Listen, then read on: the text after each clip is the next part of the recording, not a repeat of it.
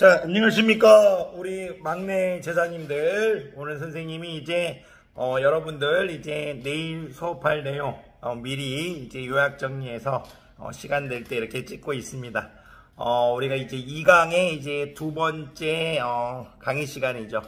2강의 두 번째 강의 시간을 간단히 요약하면요. 일단 우리 제자님들이 서로소가 먼저 얘기할 수 있어야 돼요. 서로소가 뭡니까, 제자님들? 수학은 항상 말할 수 있어야 됩니다. 서로소는 두 자연수의 최대 공약수가 1분일 때 두 수를 서로소라고 부릅니다. 그러니까 두 수의 최대 공약수가 1분이면 두 수는 서로소입니다. 예를 들어서 2라는 수와 3이라는 수는 두 수의 이제 최대 공약수가 1밖에 없죠. 그러면 그 두 수를 서로소라고 부릅니다. 예를 들어서 21하고 2도 두 수의 최대 공약수가 1밖에 없죠. 그러니까 두 수의 최대 공약수가 1밖에 없으면 무조건 두 수를 서로소라고 부릅니다. 자, 제자님들 묻겠습니다. 서로소가 무엇입니까?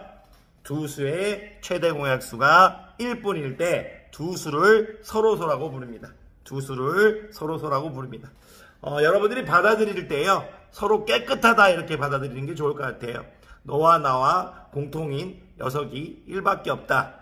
이런 건 좀 깨끗하다. 이렇게 좀 받아들이시면 좀 이해하시는데 도움이 될 것 같습니다.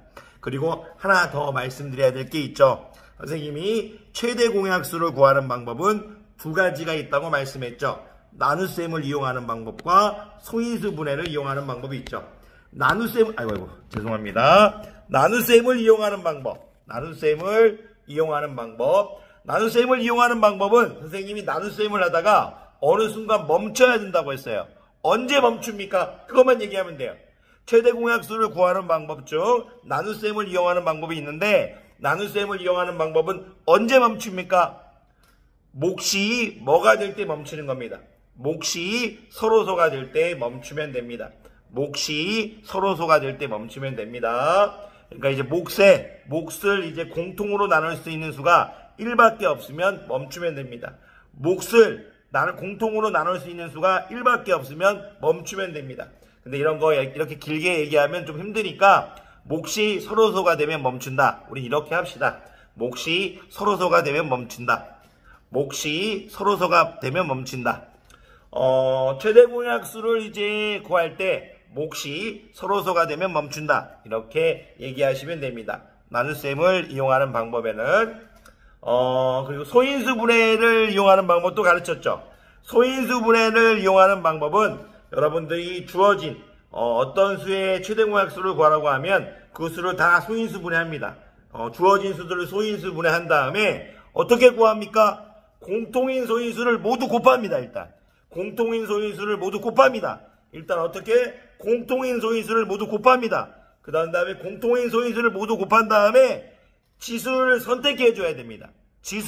그러니까 A라는 수를 소인수 분해하고 B라는 수도 소인수 분해한 다음에 우리가 공통인 소인수를 다 곱해주는 겁니다. 그런 다음에 그 공통인 이 소인수 위에 뭔가 숫자를 적어줘야 돼요. 근데 어떤 숫자를 적어줘야 됩니까? A와 B 중에 있는 그 지수가 작거나 같은 것을 적어주는 겁니다.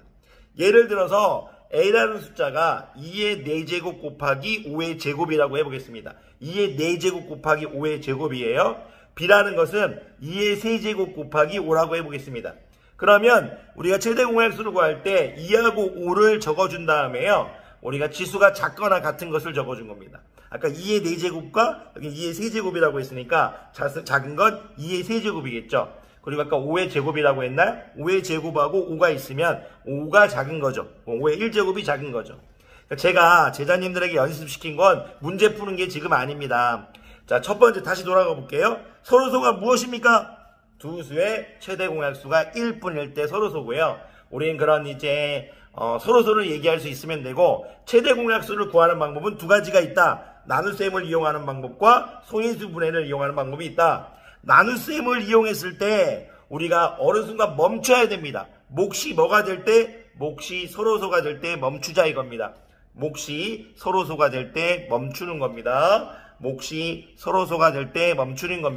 그리고 소인수 분해를 이용하는 방법은 공통인 소인수를 모두 곱한 다음에 지수는 어떤 것을 선택해 줍니까? 작거나 같은 것을 선택해 줍니다. 선생님이 수업 시간에 지작갓 이렇게 얘기했을 겁니다. 제자님들 연습하실 거죠? 요약 정리하셔야 됩니다. 우리 제자님들을 믿습니다. 영상을 봤는지 안 봤는지는 오늘은 암호를 주지 않을 거예요. 왜냐하면 암호를 주지 않아도 여러분들이 볼 거라고 믿으니까요. 제자님들 열심히 노력하셔야 됩니다. 지금 노력하지 않으면 나중에 수학이 어려워지지만 지금 노력하면 수학은 점점 쉬워질 겁니다. 강의들 물론 교육과정 내에서 수학이죠. 수학 자체가 쉽다고 할 수는 없으니까요. 수학은 선생님들도 어렵고 익숙해지는 과정일 뿐입니다. 수학을 쉽다고는 못하지만 그 교육과정 내에서는 열심히 하시면 크게 어렵지 않게 할 수 있습니다. 우리는 팀이니까 자, 이야기 길었습니다. 강의 듣느라 고생 많으셨습니다.